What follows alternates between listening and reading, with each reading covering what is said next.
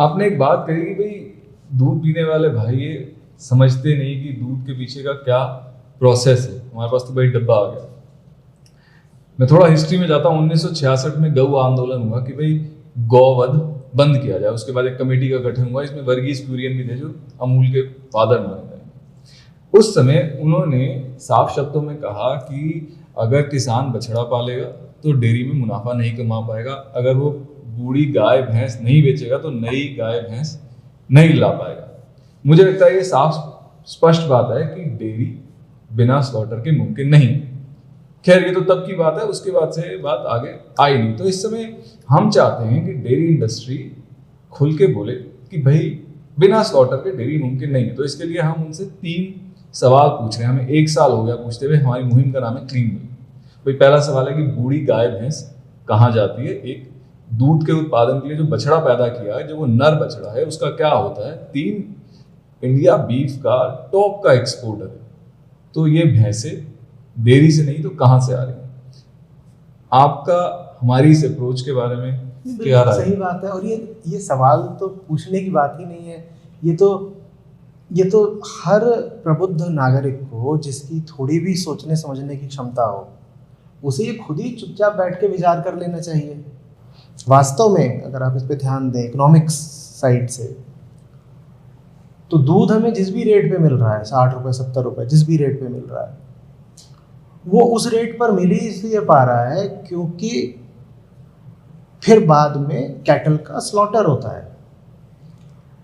अगर सब गायों पर, सब गौ पालकों पर ये शर्त लगा दी जाए, ये बंदिश लगा दी जाए कि साहब अगर आपने गाय पाली है और उसका आपने दूध बेचा है, तो जब तक गाय प्राकृतिक मृत्यु को प्राप्त नहीं हो जाती, आपको उसको पालना पड़ेगा उसके बुढ़ापे में। तो दूध बहुत महंगा हो जाएगा। क्यों?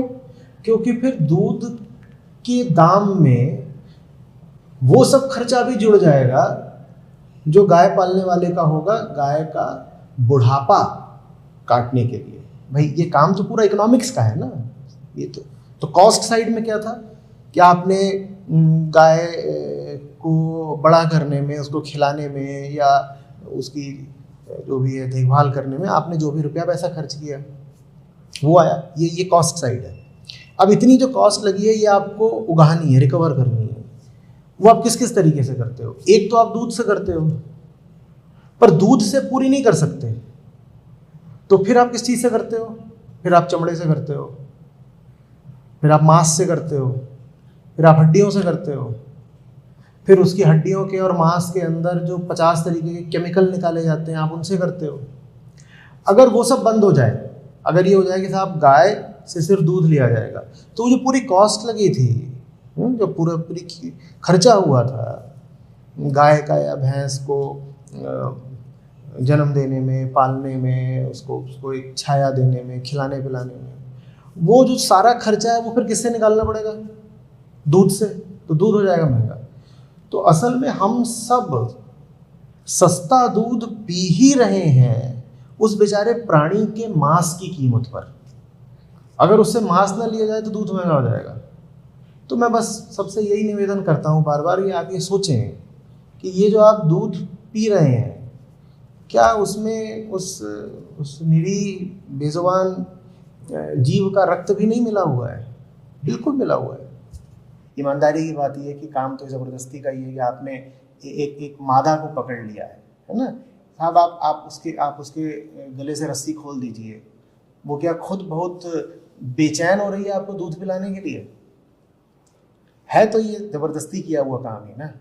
और आप ने उसका जो है दूध निकालना शुरू कर दिया है। मेरी नज़र में ये काम ही भद्दा है। तो प्रैक्टिकल नहीं है क्लीन मिल्क आना। तो आपको लगता है कि फिर भी ये शाकाहारी लोगों में एक अवेयरनेस लाएगा कि दूध के पीछे की कहानी क्या है, जब वो क्लीन मिल्क की डिमांड करेंगे? और ज़मीनी सच्चाई ये है कि dairy companies clean milk provide कर ही नहीं सकती, और जब वो हाथ खड़े कर देंगी तो एक शाकाहारी व्यक्ति फिर एक इन्फॉर्म्ड डिसीजन ले सकता है, क्योंकि अभी तो अवेयरनेस ही नहीं है ना। ये बढ़िया बात है। हाँ, लोगों को देखिए, ये मत बताइए कि तुम ये करो, लोगों को बस ये बताते चलिए कि देखो ये चल रहा है काम। अभी ये जो तुम दूध पी रहे हो ना, ये रक्त है। लोगों को बस ये दिखता चले, बस जो तथ्य हैं, जो हकीकत है, लोग आप उससे वाकिफ कराते चलिए। उसके बाद लोगों की अपनी चेतना है, वो धीरे धीरे खुद अपना निर्णय लेना शुरू कर देंगे। बहुत सारे ऐसे हैं जो जिनको बिल्कुल लत लगी हुई है, जिनके लिए दूध एक नशे की तरह है, एडिक्टेड है वो, उनका नहीं कुछ हो सकता, लेकिन फिर भी बहुत कुछ हो सकता है। लेकिन उस पर काम बिल्कुल जड़ों से होना चाहिए। हमारा फोकस तो उन लोगों पे रहता है कि भाई जो बुरे नहीं है, उनकी राक्षसी प्रवृत्तियां नहीं है, उनके पास बस राइट इन्फॉर्मेशन नहीं है। तो अब राइट इन्फॉर्मेशन देने के जहां तक मुझे समझ में आता है भाई, एक तरीका तो ये कि मैं आपको पकी पकाई इन्फॉर्मेशन दे दूं। जहां तक मुझे लगता है वो फेल हो जाता है माध्यम, क्योंकि मुझे वहां तक पहुंचने में 10 साल लगे और वो कंक्लूजन मैं आपको दूंगा और मैं सोचूंगा अब 0 से वहां तक अभी पहुंच जाए। दूसरा यह है कि भाई जो सवाल मेरे जहन में उठे, जिसकी वजह से मैं वीगन हुआ, मुझसे जो सवाल पूछे गए वो मैं आपसे पूछूं। अब अगेन कई बारी लोग बहुत सेंसिटिव हैं, लोग बहुत ज़्यादा डिफेंसिव हो जाते हैं। मैं आपसे सवाल पूछूं कि भाई आप चिकन खाते हैं, आपको लगता नहीं उसको दर्द होता होगा। तो मुझे अवेयरनेस का जो बड़ा एक अच्छा माध्यम लगा वो ये कि लोगों को सवाल पूछने पे उकसाया जाए, और जब उन्हें जवाब ना मिले तो वो अपने कंक्लूजन खुद डिराइव करेंगे। ये क्लीन मिल्क के पीछे हमारी सोच थी कि लोग शाकाहारी लोग, वो शाकाहारी इसलिए है ना कि भाई जानवरों को दर्द ना हो, तो वो डेयरी वालों से पूछें कि कहीं ऐसा तो नहीं कि दूध के चक्कर में हम वो कर रहे हैं जो हम सोच ही नहीं रहे थे। तो ये मेरा क्लीन मिल्क का मुद्दा है। ये बिल्कुल मुद्दा ठीक है।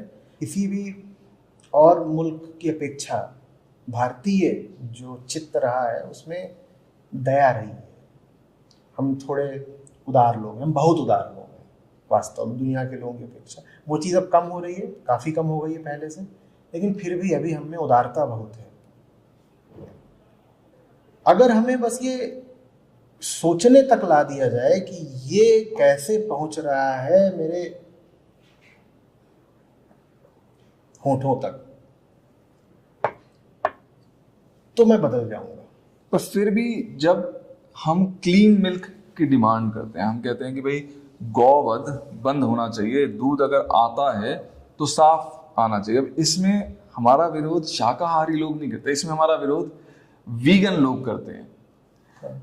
आपकी इस बारे में क्या राय है कि अगर हम गौवध को बंद करने की मांग कर रहे हैं तो वीगन्स को इसमें क्या प्रॉब्लम है? क्लीन मिल्क से वीगन्स को क्या समस्या है? देखिए, वजह ये है कि ये जो वीगनिज्म है ये बस एक एथिकल थॉट है। इसकी कोई स्पिरिचुअल रूट नहीं है, इसकी कोई आध्यात्मिक जड़ नहीं है, समझ रहे?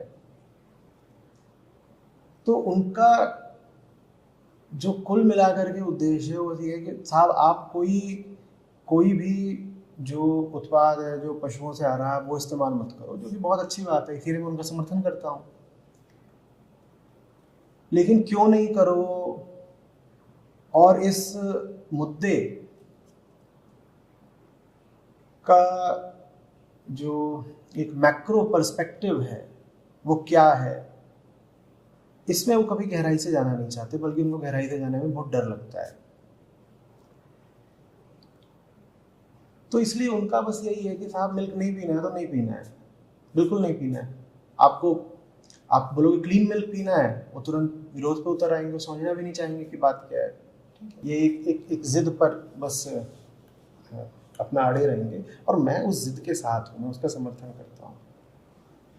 लेकिन जो मेरी इसमें बात है वो थोड़ी ज़्यादा गहरी है। उसमें इतना ही नहीं है कि बस दूध नहीं पियो, उसमें बात यह है कि जीवन में हिंसा नहीं होनी चाहिए।